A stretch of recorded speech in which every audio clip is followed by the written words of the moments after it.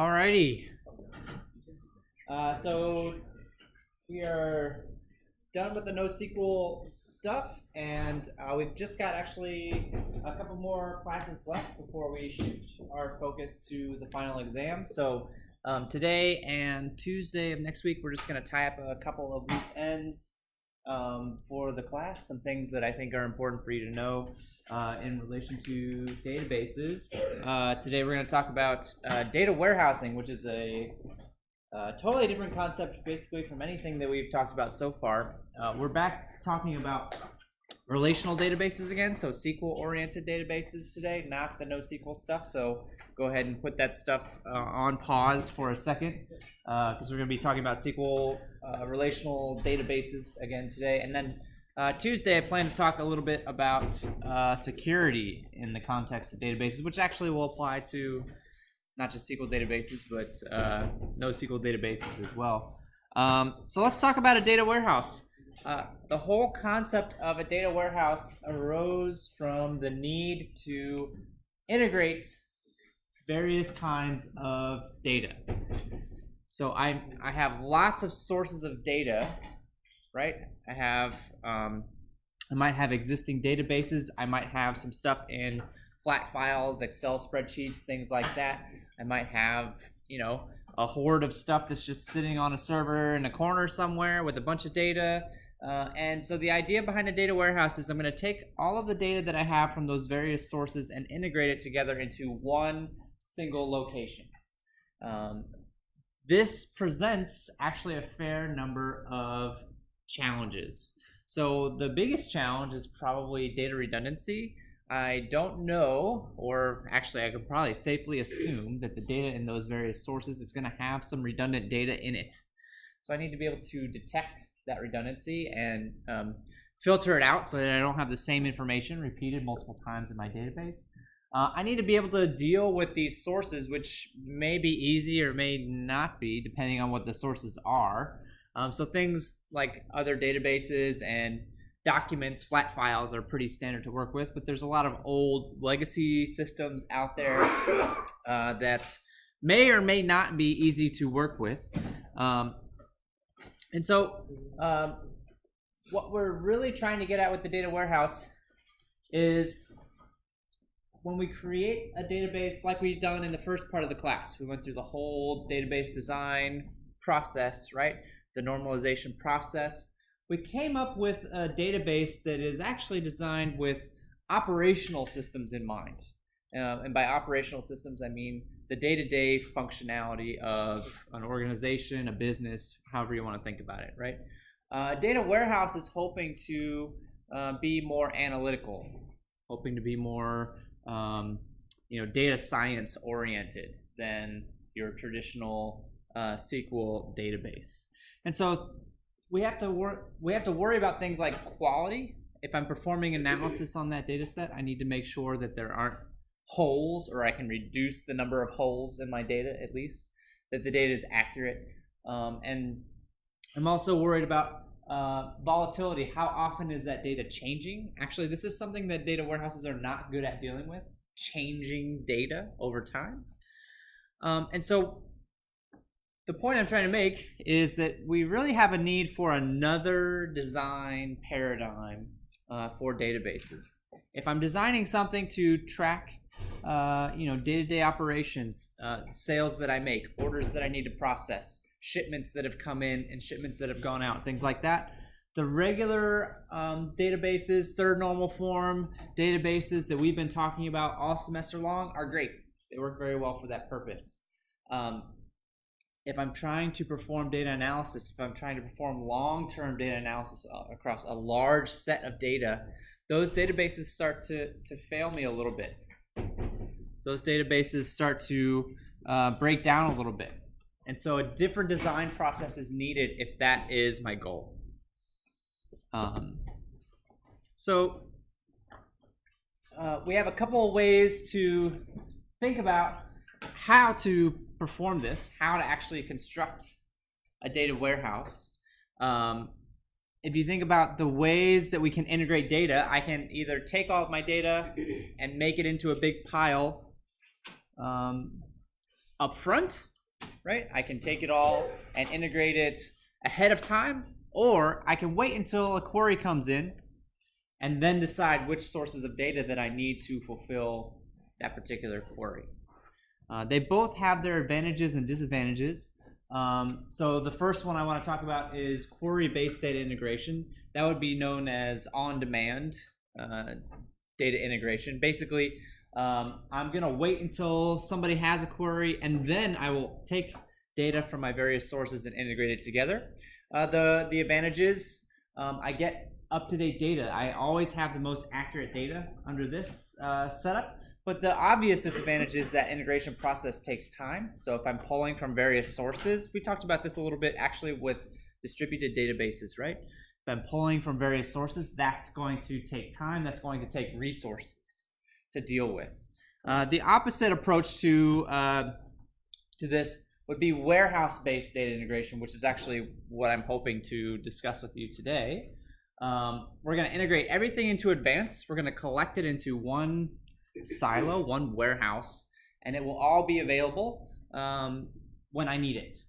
The disadvantage is that I don't always have the most up-to-date data. So I've integrated everything ahead of time, so that data is now, as good as it was when I integrated it, right? So the longer it is in between me refreshing that data, integrating that data, the more stale it becomes. And so my results may be a little bit out of date as a result. That means I do then need to periodically refresh that data as well. I need to actually make an effort to incorporate new data into my data warehouse. But the performance benefits are going to be pretty significant here. It's going to take less time to satisfy the queries that I need to execute on that particular data. And so this is pretty standard for data warehousing. And this is the model that I'm going to be talking about in class today. So data warehouses. We say that we can talk about a few properties of data warehouses before we take a look at the architecture and design of a data warehouse. We say that they're subject-oriented. So this is a contrast to the databases that we've been talking about before. The databases we've been talking about in the past, if you think about what they've been designed for, they've really been organized around processes that take place, actions. I want to make an order. I want to make a sale. I want to register for a class. What database do I need in order to help me with those processes, right? Data warehouses are very much subject-oriented. So we're now focusing on the nouns, the what, the when, the why, things like that. So instead of I want to make a sale, data warehouse would just be like, here's all the sales data. There it is. If you want to know about the sales that have happened, here they are. If you want to know about the courses that people have registered for, here they are. Am I going to use a data warehouse to register for a new class or to set up a system for registration for a new class? No, that's not the point. We've already talked about the integration piece a lot, so I don't need to spend more time on that. Time variant is a very important part of a data warehouse. I'm always interested in time. There's always going to be some factor of time involved. We'll spend some more time talking about this later when we talk about designing and implementing a data warehouse. And then stable, meaning that I don't expect the data in there to change very often. That presents some problems, actually, the fact that I don't expect changes to occur very often in my data warehouse. We do have mechanisms in place for if that data does need to change, if that data does have to, just double checking, if that data does need to be modified. There are some systems in place to handle that, but really it's a problem if that data needs to change very frequently. All right, and so here is the structure of what a data warehouse might look like, or this is actually maybe more of the process behind. Yeah, what's up? Actually, I'm not sure. I know we kind of skimmed over this now, but I'm not sure I got it the first time. Integrated means what different types of things are using. I'm taking data from many different sources and pulling them into one single location. All right. Yeah. Oftentimes, those other sources might be other databases, and that's very common, right? that might happen. So here is a chart showing, the basic structure and the basic process actually for data flow through a data warehouse. There's a very well-known acronym, ETL, extract, transform, and load, that is used with the data warehouse process. So the extraction is what you see on the left-hand side. That's what's going to take the data from my other existing sources. It's going to extract it, which might be simple if it's a standard source, or it might be difficult if it's an old or not well-known source. Transform is what you see in the data staging area here. That's going to clean up my data, try to fill in any gaps, try to detect any duplicate information that exists from the various sources and remove it. Try to make sure that all of the data fits the format that I expect to be in my data warehouse. And then the loading phase is taking that clean data and putting it into your already set up, pre-designed warehouse space, which can then be accessed by various tools, which we're actually not going to talk a whole lot about today. But if I'm doing things like data mining, if I'm doing things like data analysis, machine learning, doesn't have to use a data warehouse, but certainly could use a data warehouse as the basis for the data that it uses. Those would all be tools that would want to get access to this information. So just to kind of walk through, actually sort of already explained, let me make sure I didn't skip anything on here. I sort of already explained this on the previous slide. I think I just covered these actually. All right, so again, just to kind of reiterate, I want to make this very clear, right? We've got two different design paradigms now that we're talking about. Online transaction processing is what we've been doing the entire semester with the relational databases. That is our third normal form. That is our entity relationship diagrams, right? That is what we've been doing. It is designed for lots of small, quick queries. It's designed for processes, things that are happening. It doesn't want a lot of historical data. That's going to slow us down. But it is very nice for frequent updates. What is it about the design methodology that we have been using that makes it advantageous if I have lots of updates? What is it about the process we've been talking about in class that makes updating efficient? Of the things that we've talked about when we talked about designing databases. Yeah. Is it indexing? Not quite. I mean, indexing always helps, sure. But there's one thing in particular that we've been doing, or that we've talked about, that makes it, that really helps the performance of our updates. Yeah. I'm sorry?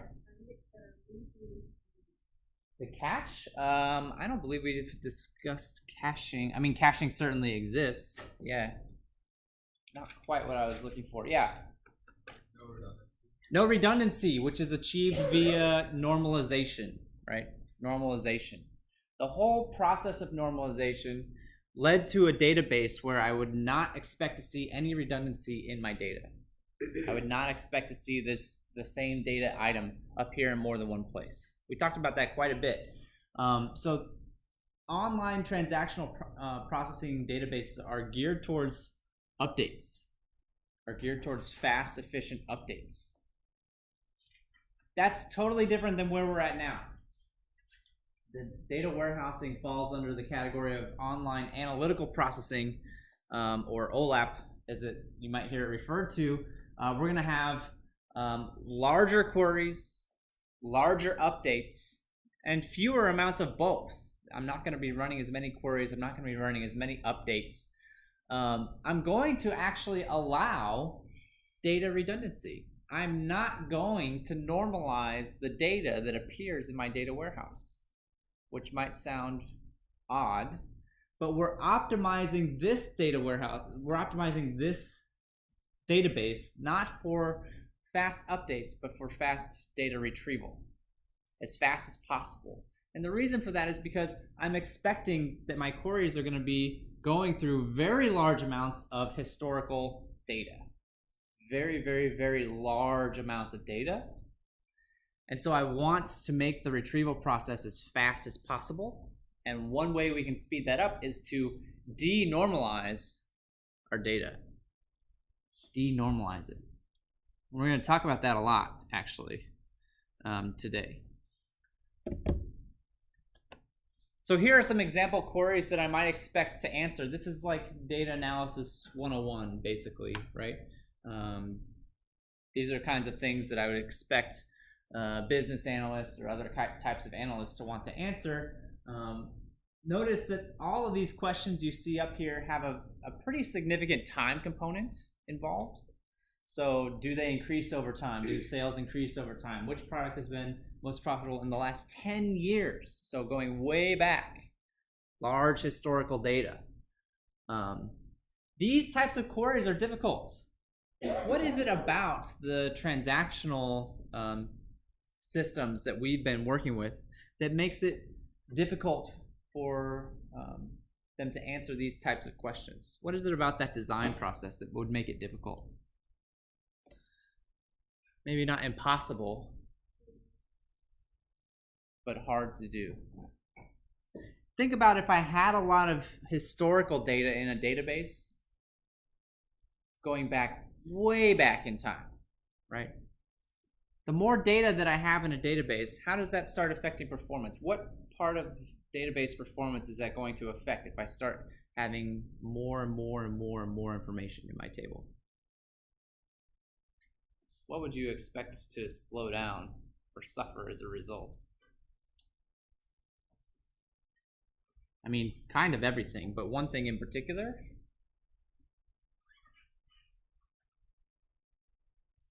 Would be joining. Joining tables is already pretty slow. If I have lots of data, if I have lots of historical data in my databases, it's going to slow it down even more. So joins are kind of our enemy in terms of retrieving data from a database. If I'm worried about performance of queries, performance of data retrieval, joins are the enemy. Joins are not our friend. They're sort of a necessary evil. We need them, right? They are necessary, but they slow us down. These types of databases, the databases that we've been working with, are particularly bad because the normalization process creates more tables, right? Part of the normalization process involves making more tables. I'm not taking everything and dumping it into one table. I'm taking it and splitting it up into various entities, which is going to be more tables, and more tables means more joins, and more joins means slower query performance. So this type of database is great for modeling processes, modeling operational types of things. It's not great if I want to do large-scale data analysis. The performance of retrieving data would just be too heavy. So we're going to talk about a different design. We're going to talk about multidimensional modeling. So normalization is now not our concern. We're not going to normalize our data anymore. We're not going to run everything through third normal form anymore. That's not where we're at. We're going to allow for redundant data. We're going to allow redundant data to exist in our database. That's what that means. When I say that I'm no longer concerned with normalized data, I'm saying I can have the same data element repeated multiple times in my database. I expect that to happen. Why can I get away with that? What property of data warehouses am I hoping will keep that from being too much of a problem? Yeah. Cleaning? I certainly do want the data to be clean, but there's another property I think that's going to help us out with this. If I have the same piece of data repeated in many places, what's the problem? If something, what could happen that would make that a problem? What operation would I perform that would make that problematic? Think about, I type in somebody's address maybe, right? Or I type in somebody's birth date. And now, instead of just having it in one cell, I'm going to have it a whole bunch of times. I'm going to have it in 10 different rows, or 100 different rows, or 1,000 different rows, right? And then I discover what? Oh, wait a second. I typed it in wrong. Their birth date was wrong. Redundancy makes changing that, updating that value difficult. It makes writing to my database more difficult because I now have to find every single spot that it appears and modify that. And if I miss one, then I'm in really big trouble, right? Because now I have conflicting information. So that's a problem. That's a very, very, very big problem. But there's a property of data warehouses that we're hoping will keep that from being too much of a problem, which is the fact that data warehouses are expected to be stable. They're expected to be constant. The data in a data warehouse is not expected to change. In other words, because the data that I'm storing in here is largely historical, it's stuff that has already happened, stuff that is in the past, right? I do not expect it to change. I do not expect it to have to change. And so that redundancy will hopefully not be an issue for us. Now, there's always exceptions. Mistakes do get made, right? Things happen that cause us to have to change data anyhow, and we have ways of accommodating for that, which I can talk about a little bit later. But this whole multidimensional modeling approach relies on redundancies to help us speed up our queries. How does redundancies help us speed up our queries? How does having that data in multiple places help us speed up our queries? Same value, 10 different spots. Does that really make things faster? For retrieval? On a network, it might. On a network, it might. I think even without a network, it would. Think about how I would do that in a online transactional if I had a normalized database, right? I wouldn't have the redundancies. What would I have instead? What would I replace that redundant data with?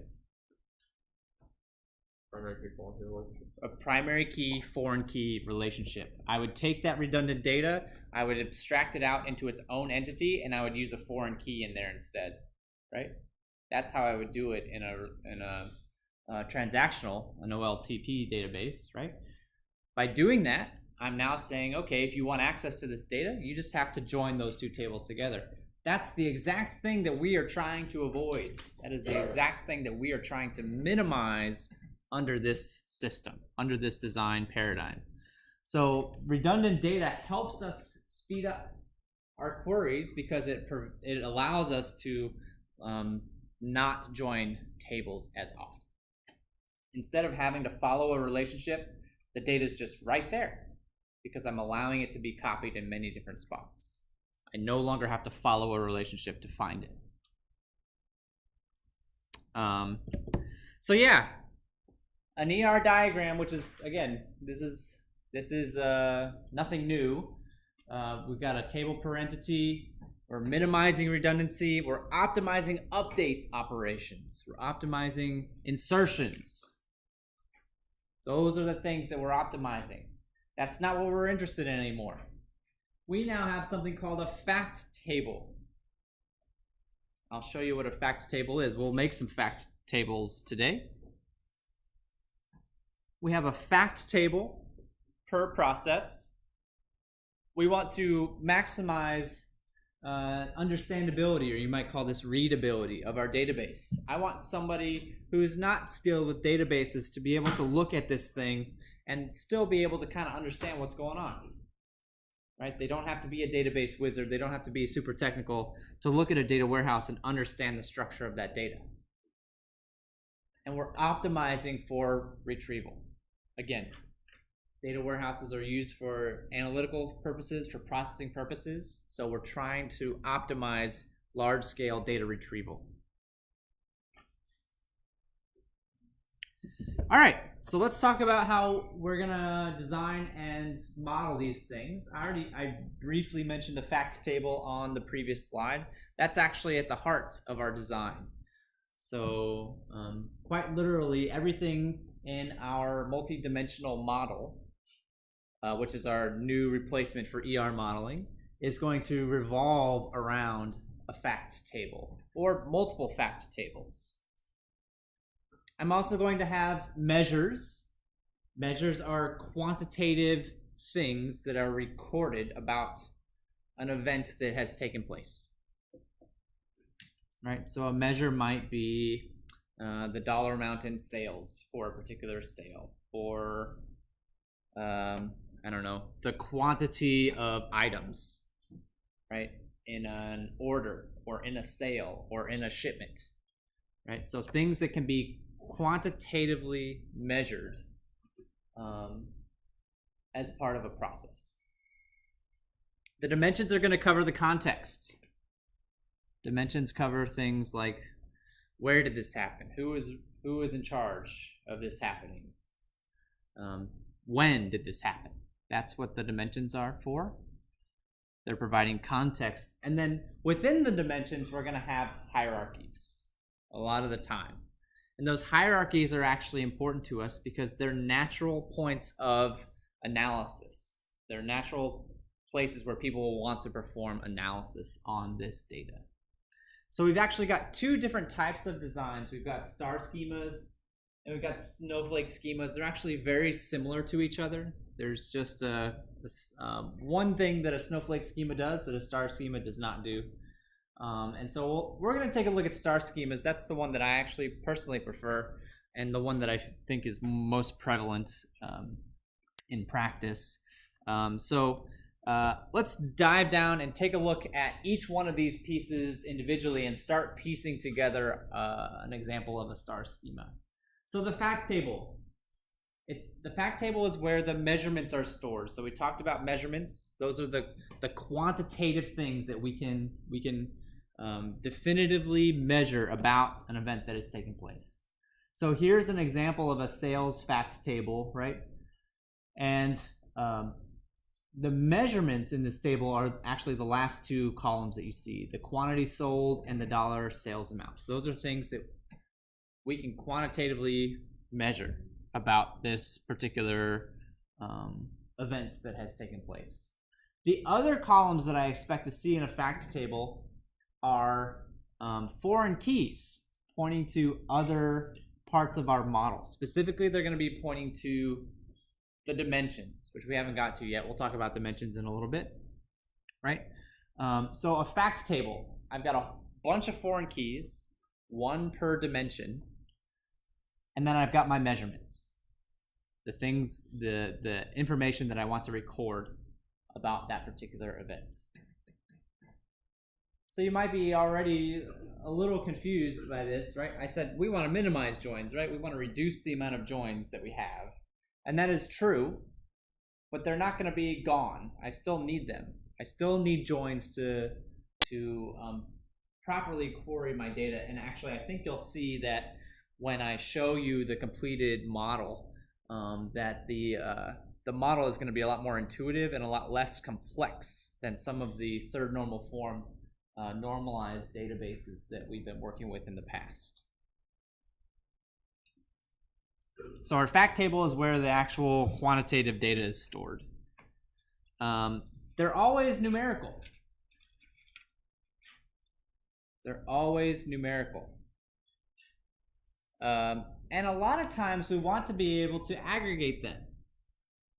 If you think about data analysis, right, a lot of times what are they doing? They're computing various aggregations across that data. Averages, sums, max, min, things like that. Those are useful things to be able to do in the analysis process. I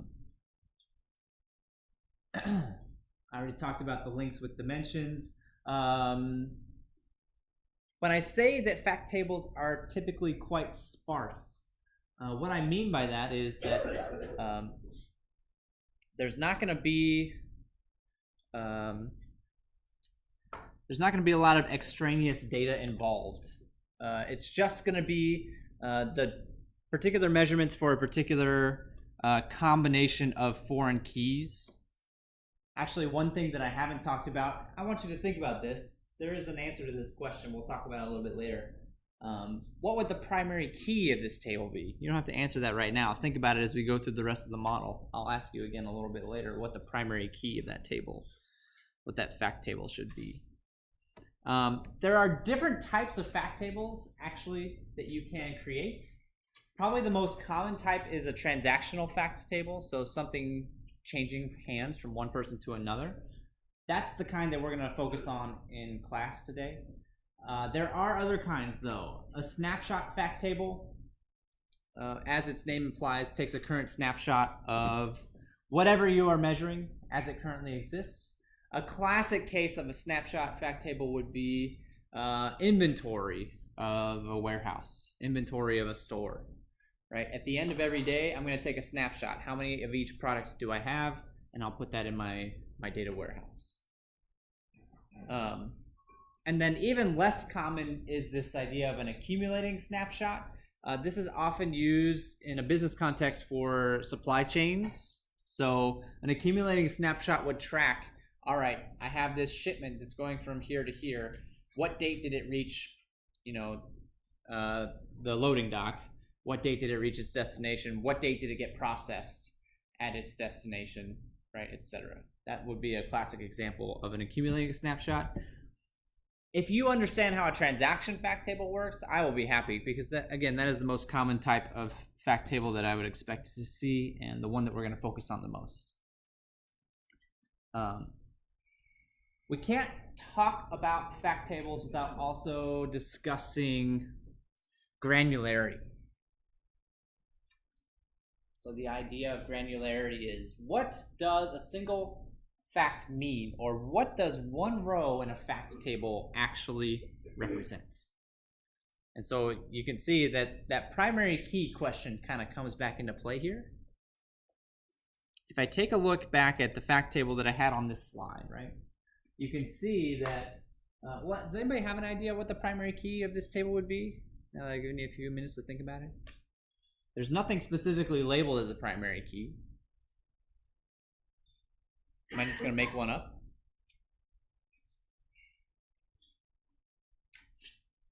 Well, let's talk about what a single row in a fact table represents, and maybe that'll help us answer this question. I've got a foreign key to 3 different tables: the date, the product, and the store.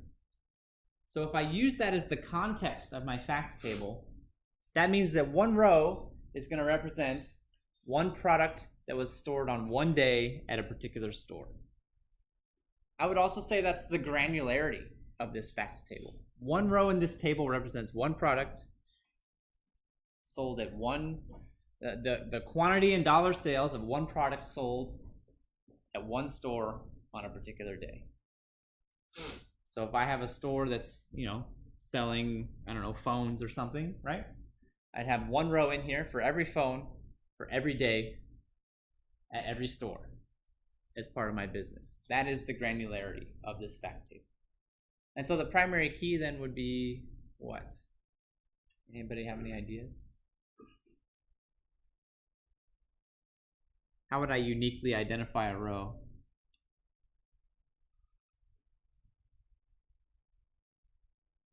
Do I need to make a new column?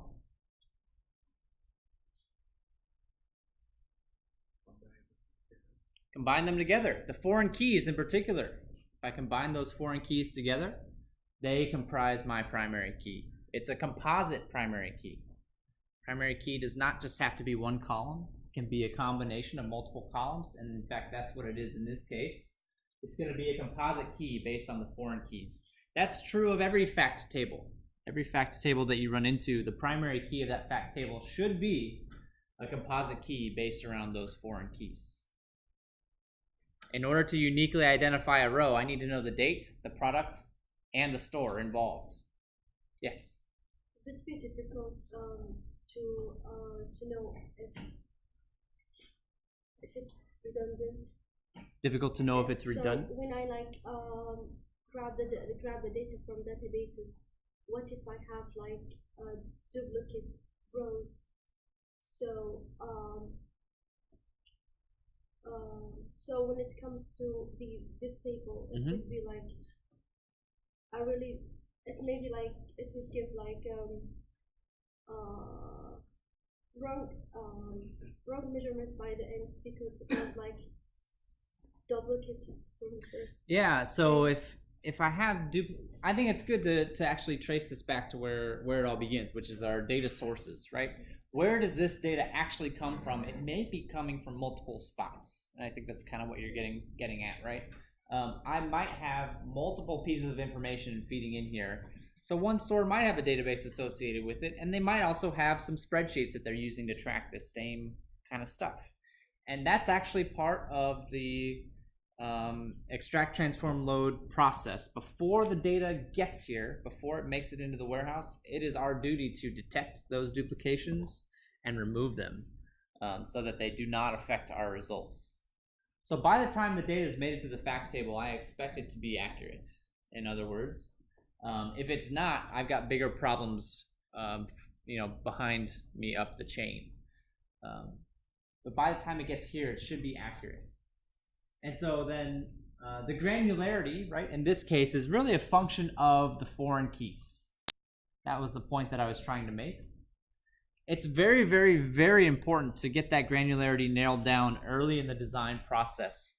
And you can, kind of think about the pros and cons of doing small granularity or large granularity in this particular case. I feel like we sort of had this discussion in other areas before, right? Some examples of small granularity.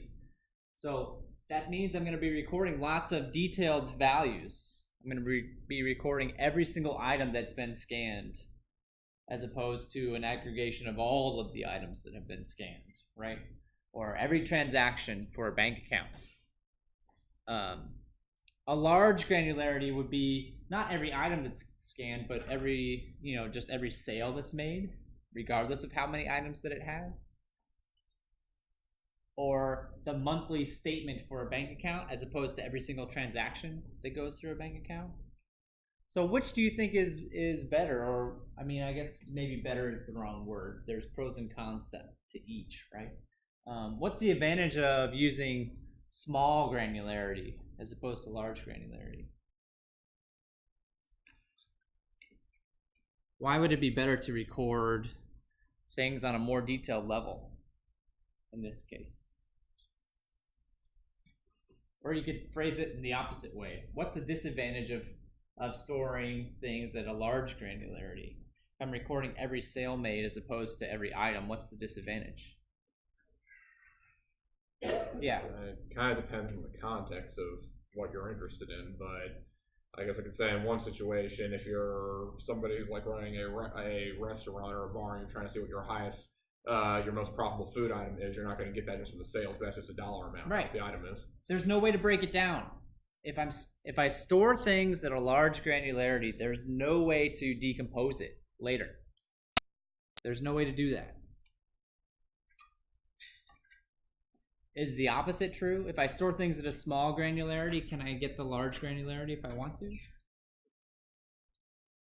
I can, right? I just have to do an aggregation. I just have to take that smaller grain data and aggregate it back up. So that's considered actually a very big advantage of using a small granularity. We want to use as small possible granularity as we can, but the disadvantage of doing that is what? You can actually kind of see it on the slide. I'm going to have a lot more rows in my table because I'm recording a lot more events. Instead of recording larger events, I'm recording a lot more smaller events, which means that I'm going to have many, many, many more rows in my table. That's considered an acceptable trade-off in most circumstances. We really want to choose as small granularity as possible. We can always aggregate things back up to get the individual sales data or the monthly data or whatever we need to. But the opposite is not true. All right, so the fact tables are going to be at the heart of our design, but they're not the only tables that we need to consider in our multidimensional model. We also have the dimensions. So, where the multidimensional paradigm comes from, is this idea of a dimension table. And we're going to have lots of these dimension tables. These provide the context. They answer the questions. When did this happen? Where did this happen? Who was in charge of it? Right? So these are not going to be quantitative in a lot of cases. They're going to be discrete values. They're most often going to be discrete values. The names of the names and locations of things related to our data. And so when I say that these are very large, right, I want to think, you can see this is a dimension table for a single product. I want to record as much information about every product as I possibly can. I want to record every single little detail that I possibly can about that product. And that's where our redundancies are going to start to creep in, or at least one place where our redundancies might start to creep in. I might be recording the same piece of information perhaps in different formats, for example. It's possible. The reason being that these are the ways that we can shape our analysis on our data. Using the dimensions is going to help us shape our analysis. In other words, this is what allows me to express what I'm interested in about a particular topic. Am I interested in the size of the products? Am I interested in the weight of the products? Am I interested in, the price of the products? What am I interested in about this particular data? What information am I trying to glean out of this? I'm going to use the dimensions to help me narrow that down and help me answer those questions. So this is all contextual stuff. I expect there to be tons of columns, just absolutely tons of columns expressing this. And then the rows, I'm just going to have one row for each, in this case, product, right? And then if I refer that back to my facts table, you can see I've got the product key here, so that's going to refer to that product dimension. I'll have a similar one for the date. I'll have a similar one for the store, and any other dimensions that I feel are necessary to the design. Okay? So yeah, dimension tables are used for all kinds of things, grouping things together or applying constraints. Oh, I care about this data, but only between these dates, where date is a dimension, and I'm going to use that dimension table to help me constrain my query. Or I'm only interested in products from this brand, right? So I can use the product dimension, the brand column, to help me constrain my results. They also are going to become labels. So the data that I actually generate, the queries that I generate and process, eventually are going to be shown to other people, and the values that I see in the dimension tables are going to be what is used to label that data, to make sense out of it. And so because of that last piece in particular, we really need to spell things out as much as possible. I don't want to use abbreviations. I don't want to use code. I want to explicitly specify everything that I can inside of these dimensions as accurately as possible. When you think about what this data is used for, it's extremely important to provide explicit context as much as you possibly can. It's only going to make the analysis piece easier down the road. Inside of our dimensions, we often are going to see hierarchies. So here is a classic example of a hierarchy, which is a location hierarchy. Location hierarchy. So we all live on the planet Earth, right? And on the planet Earth, there are many different countries. And within those countries, there are subdivisions. We call them states, but they don't have to be called states in other countries, right? And then within those states, we have cities. And so that's a hierarchy, right? From everywhere to a country to a state to a city. That's a hierarchy. These hierarchies are natural points of analysis. So I can analyze things on a countrywide level. I can analyze things on a statewide level. I can analyze things on a citywide level, right? So they're natural landing points for analysis, which is why it's very useful to identify what our hierarchies are. this is also another very big source of redundancy. If I wanted to represent a hierarchy in a transactional database, the style that we've been using before today, right? This hierarchy would probably become multiple tables, one table for each level, and then I would use a foreign key to point to those, right? So I would have a countries table, I would have a states table, and the states table would have a foreign key pointing to which country it's a part of. That's not true anymore. We're not doing that. We're not normalizing our data. We're not normalizing our hierarchies. So if I have a location, or I think in the example we've been talking about, there'd be a store, right? A store table. If I have 10 stores in St. Louis, then I'm going to see St. Louis appear 10 times in that table. That's redundancy. It's going to show up. And that doesn't even, I mean, think about the higher levels of the hierarchy, right? The state. How many stores do I have in the state? That's going to be a lot more redundancies. A lot more redundant data. But we're not normalizing that stuff anymore. We want to access that data as fast as possible. And in this particular example, that hierarchy seems pretty safe, because how often am I going to need to change the city or the state that a store is located in? Not very often. That store is probably not just going to up and move somewhere. It's going to be constant. So we've got our facts and we've got our dimensions, and they're all connected to each other via primary key, foreign key relationships. Using our fact table and our dimensions, we can construct what are called data cubes. And this is actually sort of the basic building block of a data warehouse.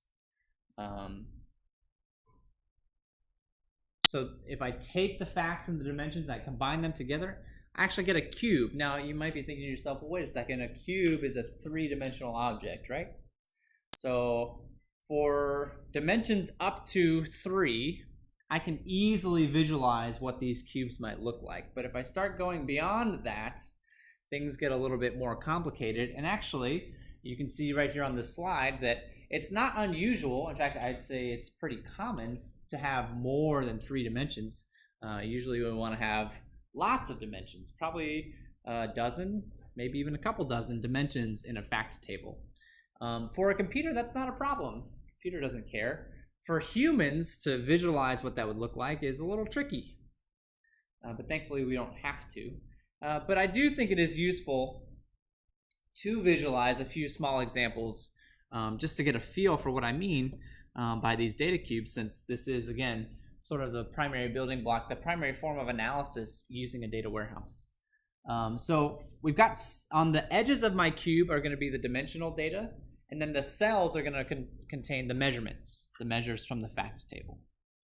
And then by performing operations on this cube, we can manipulate the data in various ways to perform different sorts of analysis. Let's take a look at some examples.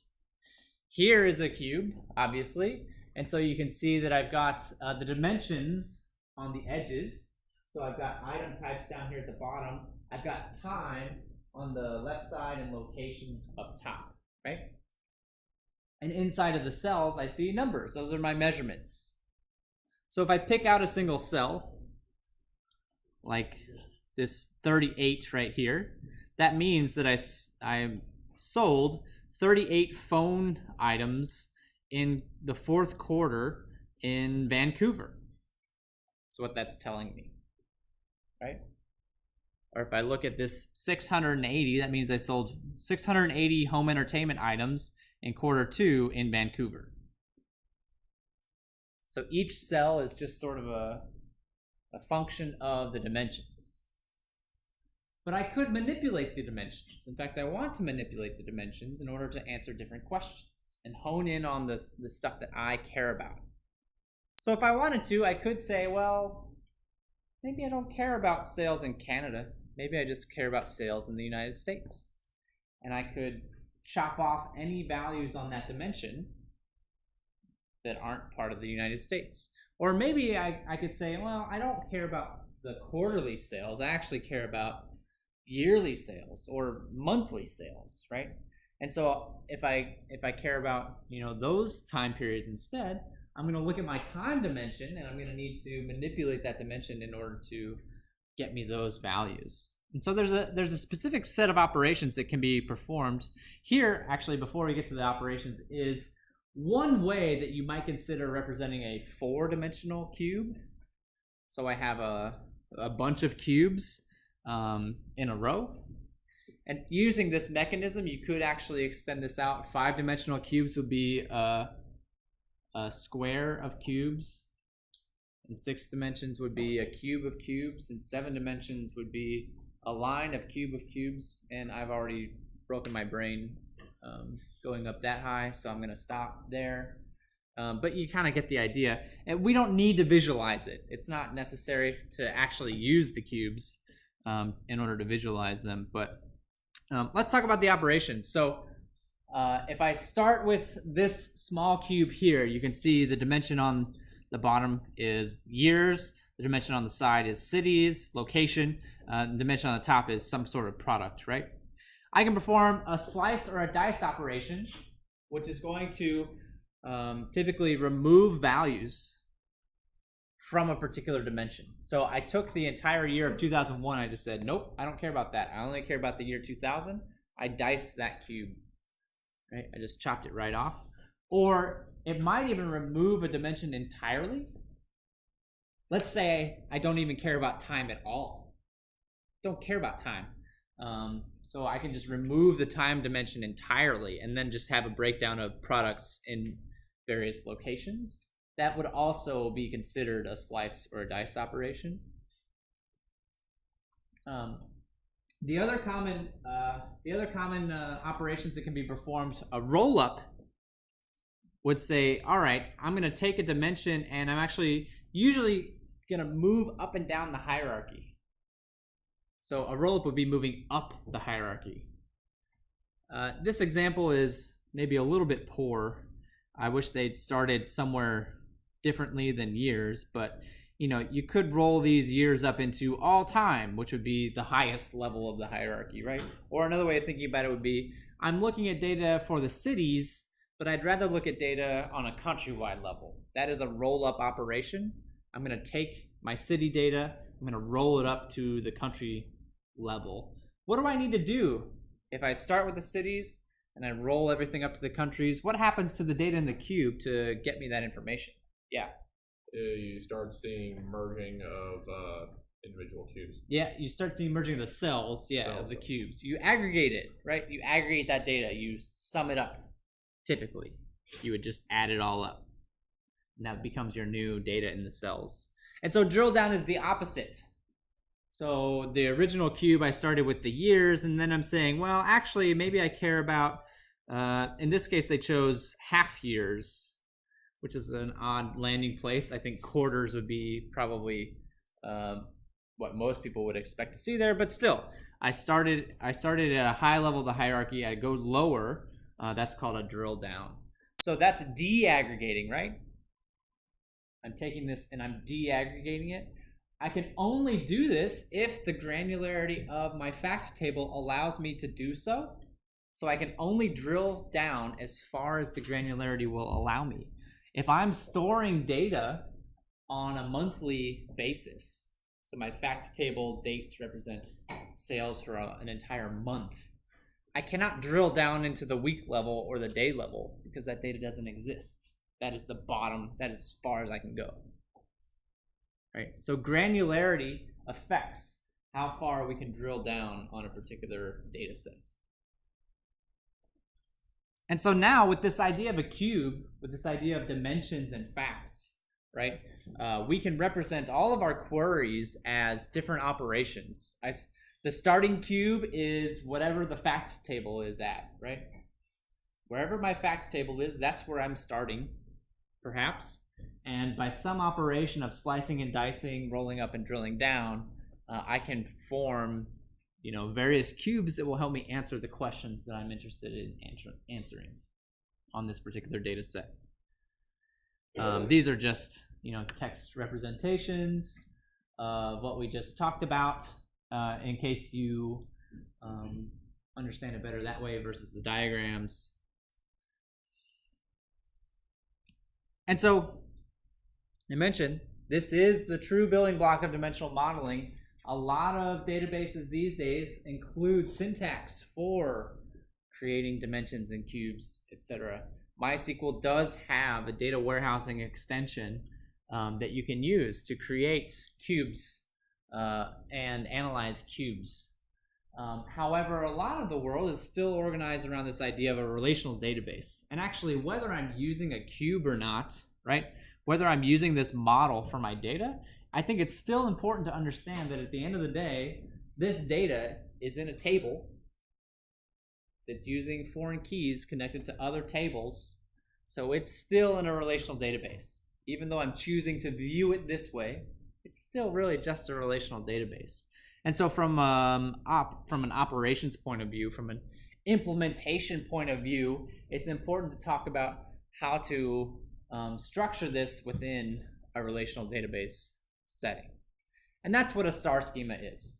A star schema is a representation of your data cube, your multidimensional model, using a relational database. So let's take a look at how to construct our star schemas. The nice thing about star schemas is they're pretty simple. I'm going to show you one in a few minutes. You're going to look at it and you'll probably be like, okay, yeah, I get it. That kind of makes sense, right? They're pretty easy. There aren't many tables, which makes it, contributes to the ease of understanding of a star schema. And they're easy to add on to. Fact tables can be added at any point, and dimensions can also be added at any point. And it's very easy to tie them on to your existing data. That's not necessarily true, right, of the databases that we've been using in the past, because the tables have very close relationships and sometimes lots of the relationships, right? It can be tricky to upset that balance to try and insert new constructs into a transactional database. But with a data warehouse, that's actually okay. So here we go. This is it. This is a star schema. Hopefully not terribly surprising. It doesn't look exactly like a star. If it had 5 dimensions, it would look a lot more like a star. You could see why we call it a star schema, right? The fact table's in the middle.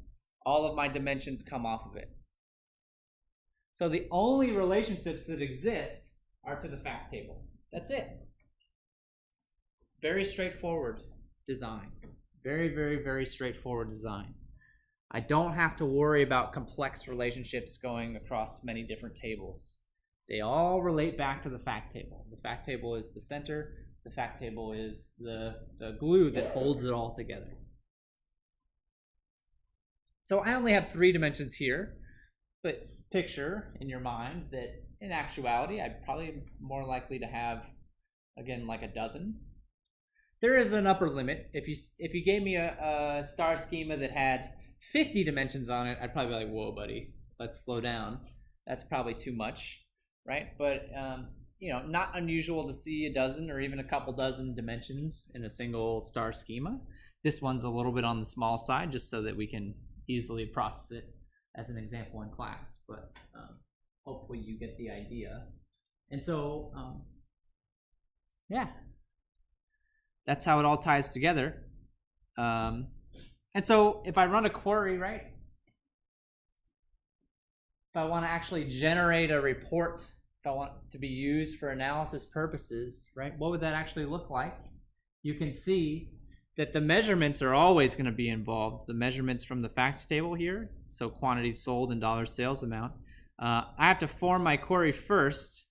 This is the cube where the cube operations come into play. Notice that date is not involved at all. I just care about the district and the brand. And so what does that mean? That means that I have to aggregate everything by date, right? I have to aggregate it all up. So this is for all time. That's just a sum operation. And you can see then that I can also pull out, I was alluding to this earlier, I can pull out the values from my dimension tables directly and include them as labels on my data to help me understand what's going on. this is a very simple form of accessing data in a data warehouse. There are lots of other more complex ways of doing this. Data mining in particular is a pretty hot thing to do with a data warehouse. Pretty common thing to do with the data warehouse as well.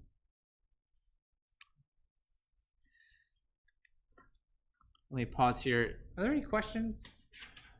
I'm sorry, I feel like I've been going a little bit fast today. I apologize if that's true.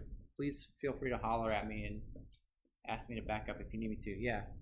I'm just asking about the non-relational databases. Does that mean that they don't have like their own approach for data warehousing? So like the MongoDBs and the ones we've been talking about the last few days, typically not going to see those actually with data warehousing. That's true. Yeah.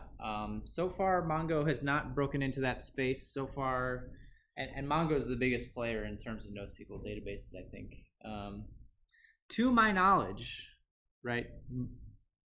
Most, if not all, data warehousing is done within the relational database world. And we could think about why that's the case. I mean, what do relational databases offer that make it attractive to this setup? I mean, you can even just take a look at our star schema as one example of why relational databases seem kind of attractive, by keeping our dimensions separate and our facts separate and having relationships between the two that I can perform joins across. That feels like a natural way of implementing it. Not to say that you couldn't do that with Mongo though, too, right? Yeah, I don't know. I mean, maybe it does. Maybe Mongo does.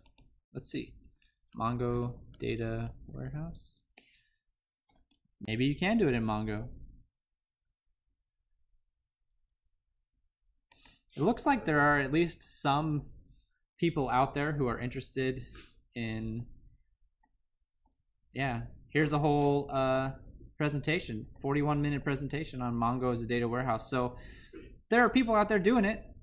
I can't speak to how. I don't know. Well, yeah. The concern is even if you can do it, should you? Yeah, that's sure. Because since everything in Mongo is kind of smashed together into those documents, would it really be conducive to this kind of approach? Well, think about, I mean, so some of the downsides of Mongo, some of the things that people don't like about Mongo would be the consistency issues that Mongo has, but that doesn't matter here, right? Because we're not updating the data. We're not changing the data once it gets to the data warehouse. So in that sense, we've eliminated any concerns due to consistency, which is a good thing. The relationships are tricky. Mongo is not really built around the idea of a primary key, foreign key relationship, so I think it would involve rethinking your model a little bit.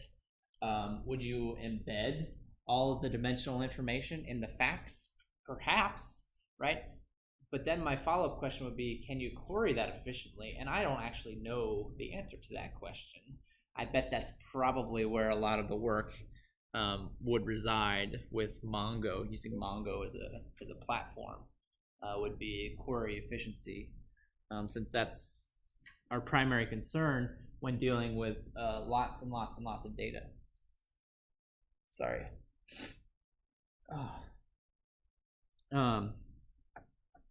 Yeah, that's a great question. I mean, if you find any cool articles or anything about it, send them my way. I'd be interested to see more. Yeah. What is like the difference between multidimensional data warehouse versus graph? Great question. So the question was, what's the difference between a multidimensional warehouse and the graph database that we talked about on Tuesday? I think you can see some similarities here, right? In terms of this looks like a graph, right? Actually, any ER diagram kind of looks like a graph, correct? I think the biggest thing to consider if you're thinking about graph databases is that I would actually have probably one node for every row in every table. So the graph would explode very quickly. I don't know that that's necessarily a bad thing, right? But what might, I don't know actually. It's an interesting question for sure. Since graph databases are really built around the idea of exploiting relationships between data. I think the redundancy might get you eventually. I don't know though. Yeah, it's a good question. Yeah. Well, I'm kind of thinking if you had a graph, then ideally you would take every single item out of your out of one of your dimensions and link it to every other item in the dimension. So I think that when that get like really hairy really quick, you'd have edges everywhere, like every edge, and that would be like tied to every other edge and the other thing. And I mean, you would have lots of edges. That I agree with. So any event that happened on a particular date, right? I'd have one node for that date, and then I'd have an edge drawn to every single event that happened on that date. So that node would have a ton. The dimensional nodes, like you were saying, would have a ton of edges coming off of them. Every single product, right, would have lots and lots of edges coming off of it, which I think might be where the graph databases would start to struggle, because they like relationships, but there's an extreme end, right, on either side with that one. But it's an interesting question, not one that I've thought about before. There might be some potential there for particular contexts where that might actually be a viable option. It'd be an interesting thing to think about. I don't know if graph databases are capable of handling, large amounts of data either, being the other ones. And actually, that's where relational databases and to some extent Mongo would be better choices, simply because they are intended to handle large amounts of data. The nice thing about a relational database that would maybe hurt Mongo, or maybe not, I don't know, is that I could have multiple people running queries on the same data set at the same time. Whereas Mongo locks things on the document level, so that could become a little trickier, perhaps. I don't know. Perhaps not, since all we're doing is reading the data, not writing the data. May not matter as much. All very good questions. Any other questions? Yeah, in the back. Sorry to backtrack. No, you're fine. I'm still a little confused. We talked a lot about the data replication. Yeah. Duplication, sorry. Yep. And how, so you said that there's that stage where the data needs to be filtered. Yes. Or whatever to Yes. ensure that we don't have replication. But then in the cons, we were talking about how duplication of data is a con. So now, so does the data warehouse definitely doesn't have duplicate data? I think I see what you're getting at. So, yeah, there's a little bit of confusion there. There's kind of two types of duplication that we've been talking about today. You could think of it as duplication across the rows and duplication across the columns, perhaps, would be one way of thinking about it. We're saying that we're all right with duplication of the same value within a single column, but having duplication of the same value, like multiple rows representing the same thing, is not good for us, and that's what we're trying to eliminate in the cleaning phase, right? Would be or I guess this is way back. Is that example where if we put in, let's say and something's we put in incorrectly. And we want to change it. Yeah. But then there are multiple places. Was that talking about the columns? Columns, yeah, column data. Okay. And that is a problem. If I ever want to change something in a column in this system, that's a problem for sure. And there are mechanisms in place to deal with that situation. You would, in some cases, you would do a form of version tracking where you actually remember the old version and the new version, just in case you ever need that old version, which, as you can imagine, increases the amount of data you have to store and makes querying a little bit more complicated on that one, since you have multiple copies to choose from, perhaps. Or you can also timestamp your changes. This was the value from here to here. So if you're ever doing a query that involves that time period, you use this value.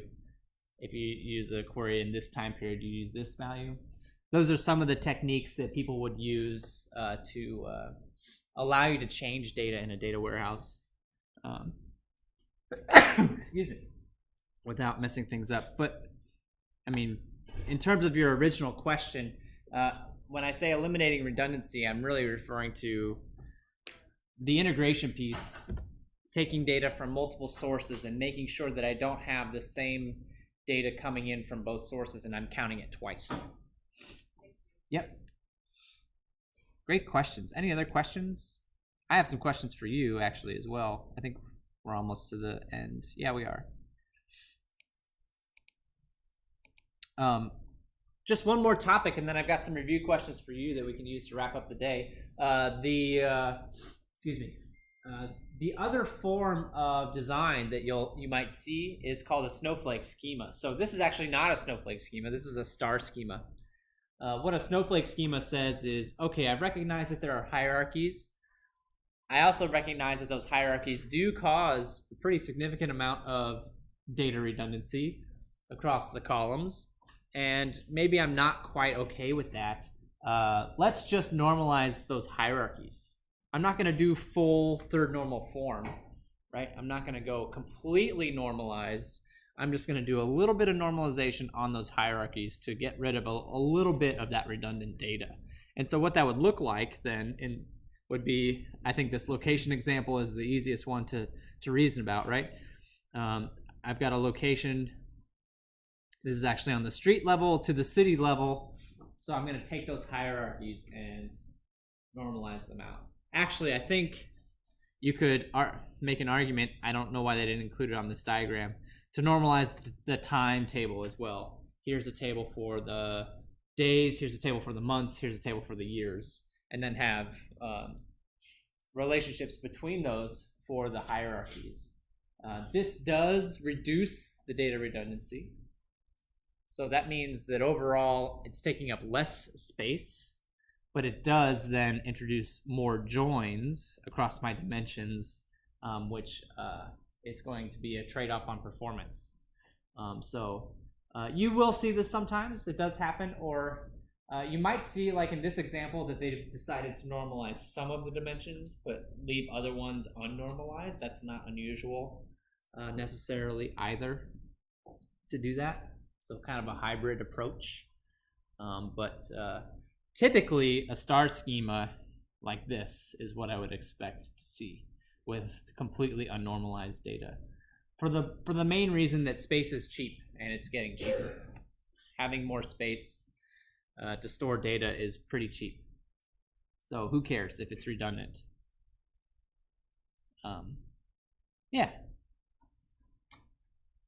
We have a few minutes left. Typically, I'd turn you guys loose on these questions, but we don't have time for that. So maybe we can just answer a few of these as a group to wrap up for the last few minutes. First one on the list. Which one do you think would typically be larger, a dimension table or a fact table? So those are the two main table types, right? Anybody have any ideas? Yeah. Fact table. Fact table, why? Because you're only interested in like a couple of results on that, and you're going to have your foreign keys into your dimensions, whereas dimension tables are going to have every single item they can think of. Every single item like fact they can think of. Well, not fact, but the attribute, like a date or number. Okay, so which one are you saying is larger? The dimension table. The dimension table? Yeah. Okay. I actually agree with you, but I also think this question is worded ambiguously enough that you could make an argument for the other one as well. For the fact table to be larger? Does anybody want to make that argument? Why that a fact table would be the larger of the two? Kind of depends on how you define larger. I didn't define it in this case. If you're talking about number of columns, then your answer is spot on. Dimension table is going to have far more columns. It's going to be massive in that sense, but it doesn't grow very often, right? I might add if I have a products dimension, right? I might add new products from time to time as I acquire new stuff, but it's not going to grow nearly as fast as the fact table, which is going to be adding new events that have taken place all the time, right? So in that sense, I would expect a fact table to be much taller than a dimension table, and in that sense, you could argue that a fact table is larger. I would accept either answer as long as you could properly justify it. Let's skip the granularity question and talk about this next one. What's the relationship between dimensions and facts? Is it one-to-one, one-to-many, or many-to-many? Which one is it? Well, I just wanted to clarify real quick. Sure. Are we talking about dimension, or are we talking about the whole dimension table versus the whole fact table? I'm talking about if I look at this diagram, right, I see there's a relationship between my fact table and my dimension table. I want to know what kind of relationship that is. 1-to-1, 1-to-many, or many-to-many. Yeah. 1 to many. 1-to-many. Which side's the 1 and which side is the many? 1 is the fact, and many is the dimension. So one fact has many dimensions. One fact has many so that statement is true. One fact has many dimensions, but the relationship occurs between a fact and one dimension. So if I look at a fact in one dimension, I think it's actually going to be reversed. Or where's the other fact table? So one product is going to appear in many different facts, right? The one side is always the primary key side. The foreign key side is the many side of the relationship. So one product is going to appear many times. One date is going to appear in many facts. One store is going to appear in many facts. So it is a 1-to-many, where the 1 is the dimension and the many side is the fact table.